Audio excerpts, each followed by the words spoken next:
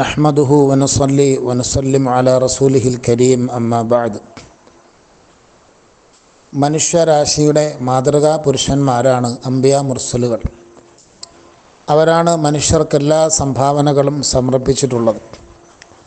അംബിയാ മുർസലുകളിൽ പ്രഗത്ഭനായ ഒരു നബിയായിരുന്നു ബഹുമാനപ്പെട്ട ഇദ്രീസ് അലൈഹിസ്സലാത്തു വസ്സലാം.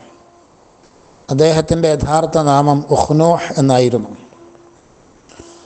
അദ്ദേഹത്തിന് ഇദ്രീസ് എന്നുള്ള പേരാണ് ഫേമസ് ആയിട്ടുള്ളത്.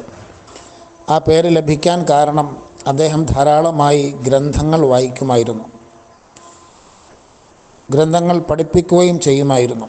ആദം നബി അലൈഹിസ്സലാത്തു വസ്സലാമിൻ്റെയും ഷീസ് നബി അലൈഹിസ്സലാത്തു വസ്സലാമിൻ്റെയും ഗ്രന്ഥങ്ങൾ വായിക്കുകയും മറ്റുള്ളവർക്ക് പഠിപ്പിക്കുകയും ചെയ്യുന്നതിൽ അദ്ദേഹം വ്യാപൃതനായതിൻ്റെ പേരിൽ ഇദ്രീസ് എന്നുള്ള പേരിൽ അദ്ദേഹം അറിയപ്പെട്ടു.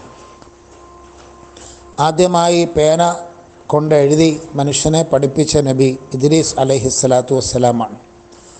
അവ്വലു മൻ ഖത്ത ബിൽ ഖലം, ആദ്യമായി പേന കൊണ്ടെഴുതിയത് ഇദ്രീസ് അലൈഹിസ്സലാത്തു വസ്സലാമാണ്. അതേപോലെ നാം ഇന്ന് അനവധി വസ്ത്രങ്ങൾ വാങ്ങി ധരിക്കാറുണ്ട്, ആസ്വദിക്കാറുണ്ട്.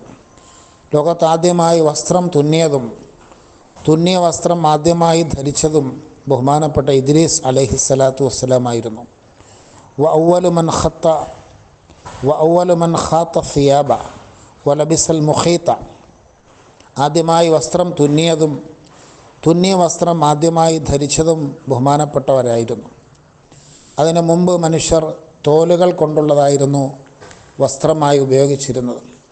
അപ്പോൾ ഓരോ നബിമാരുടെയും ചരിത്രങ്ങൾ നമ്മൾ പഠിക്കുന്നതിലൂടെ അവരുടെ സംഭാവനകളും അവരുടെ മാതൃകകളും ലോകത്ത് മനുഷ്യർക്ക് അവർ ചെയ്ത ഉപകാരങ്ങളും നമുക്ക് കാണാൻ കഴിയും.